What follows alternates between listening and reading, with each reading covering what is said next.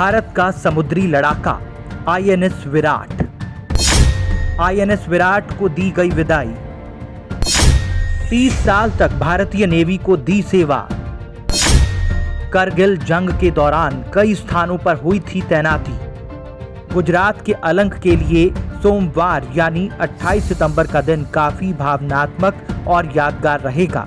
दुनिया में सबसे लंबे समय तक सेवा देने वाले युद्धपोत आईएनएस विराट को तोड़ने का काम यहां शुरू हो गया है। भारतीय नेवी ने 3 साल पहले इस जंगी जहाज को रिटायर कर दिया था। सेंटोर श्रेणी के इस विमान वाहक पोत ने करीब 30 साल तक भारतीय नेवी को अपनी सेवा दी।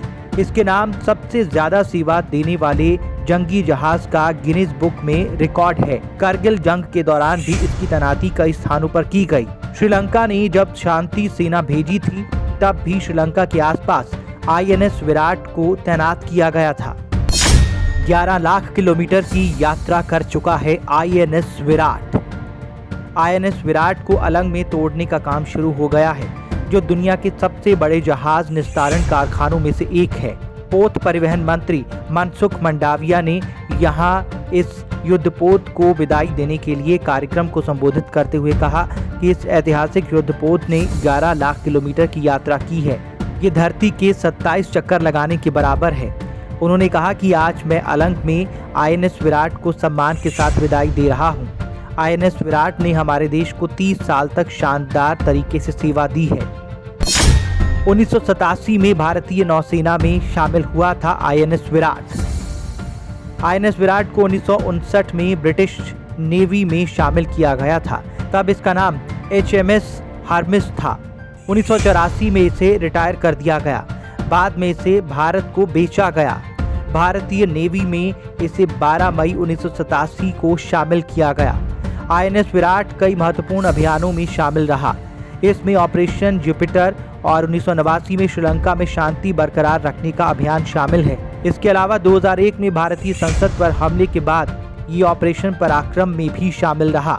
अधिकारियों ने बताया कि इस जहाज को 2012 में रिटायर किया जाना था, लेकिन आईएनएस विक्रमादित्य के आने में देरी की वजह से इसे टालना पड़ा। आईएनएस विक्रमादित्य को 2014 में भारतीय नेवी में शामिल किया गया और आखिरकार आईएनएस विराट को 6 मार्च 2017 को रिटायर किया गया। म्यूजियम बनाने का सपना था, लेकिन नौसेना के इस गौरव ने 5 नेवी चीफ समेत 40 ध्वज अधिकारियों को अपनी सेवाओं के जरिए तैयार किया है। मंत्री ने बताया कि कोचिन शिपयार्ड एक और विशाल जंगी जहाज बना रहा है। उन्होंने कहा कि आईएनएस विराट को संग्रहालय में बदलने के लिए कोशिश की गई, लेकिन इस योजना को अमली जामा नहीं पहनाया जा सका। एक विशेषज्ञ समिति ने अपनी रिपोर्ट में कहा था कि ये 1 दशक से ज्यादा नहीं टिक सकता। मंडाविया ने कहा कि सरकार आईएनएस विराट को म्यूजियम में बदलने के लिए 400 से 500 करोड़ रुपए तक खर्च करने को तैयार थी, लेकिन कमेटी की रिपोर्ट इसके मुताबिक नहीं थी। इस वजह से इसे म्यूजियम में नहीं बदला जा सका। हर साल 30% जहाजों को किया जाता है रिसाइकल। मंडाविया ने कहा कि हर साल वैश्विक स्तर पर करीब 30% या 280 जहाज़ों को रिसाइकिल किया जाता है। उन्होंने कहा कि अलंग ओडिशा, उत्तर प्रदेश, झारखंड, बिहार, गुजरात और अन्य राज्यों के करीब 30,000 लोगों को रोजगार उपलब्ध करवाता है। इसके अलावा ये अन्य कारोबारी गतिविधियों के जरिए 3.5 लाख लोगों को इनडायरेक्ट तरीके से समर्थन देता है। 38 करोड़ रुपए में हुई थी नीलामी। आईएनएस विराट को किसे दिया जाए, इसके लिए सरकारी कंपनी के जरिए ई नीलामी हुई थी। इस नीलामी में गुजरात के Shriram green ship recycling industries की जीत हुई।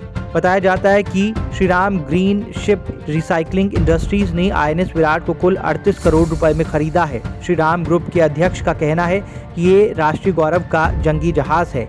इसे यहाँ ग्रीन तरीके से रिसाइकिल किया जाएगा। News desk report, Punjab Kesari.